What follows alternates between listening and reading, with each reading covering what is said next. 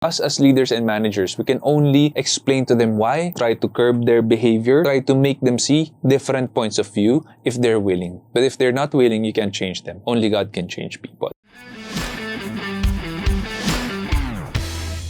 Hey guys, welcome back to the channel. This is Leadership Stack. I'm your host, Sean C, aka Mr. CEO 22. And today our topic is going to be, how do you correct someone without hurting their feelings? You see, here in the Philippines, we have a lot of people who are thin-skinned, or in Tagalog, balat sibuyas. And when you say something that might be true, might be even completely true, but it just hurts their feelings, what happens is they usually just shut off. And nothing that you say further will come into their hearts, their minds. It will not promote change in them, the change that you need as their leader or as their manager. So how do you confront someone, most probably in your team, or could be a family member, could be a friend, without hurting their feelings? And I know that a lot of videos cover this already, and it is encouraged to use this method. It's called the sandwich method. And we cannot stress this enough, and yet not so many people actually use this method. What you need to do is, when you finally get the chance to sit down with that person that you need to correct, you first encourage that person by saying, thank you for your work. Thank you for all the right good things that you have done for the company. I appreciate this. I remember this and that. And you make the person feel appreciated, so that it would allow you to segue into, and I want that to continue.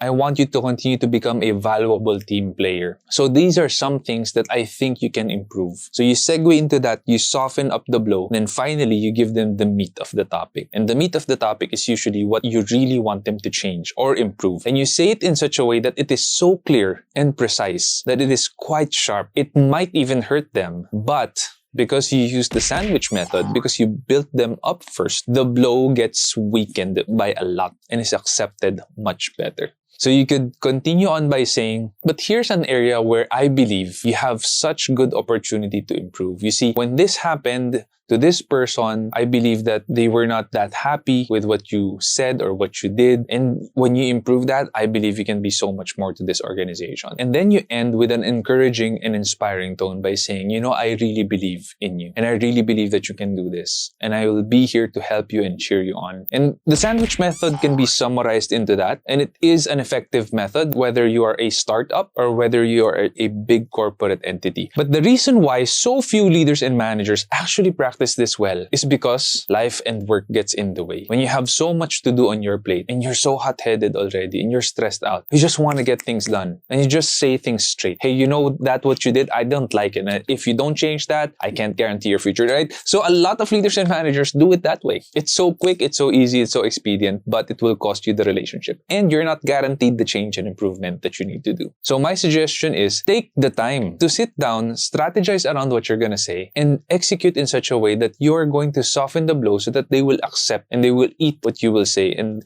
they will make it go down into their hearts. And finally, they will be able to manifest a change that will be positive and will be a win-win for you and the person that you're confronting. When is this method ineffective? Maybe you're wondering, is there a time when this method is ineffective? Yes, of course. If there's someone in your team who is divisive, who gossips, who slanders other people, who's hard-headed, who's toxic, you can watch our video about how to handle toxic employees, then this method would be ineffective. Not because of the method. It's not the fault of the method. It's because the person is inherently unchangeable. Us as leaders and managers, we can only explain to them why, try to curb their behavior, try to make them see different points of view if they're willing. But if they're not willing, you can't change them. Only God can change people. So I hope this video provides a value for you. And if it did, please do help us by sharing it with friends, family, colleagues, on your Facebook page, Twitter. And please don't forget to hit the like button, the subscribe button, and the bell notification icon so you get notified whenever we publish a new video.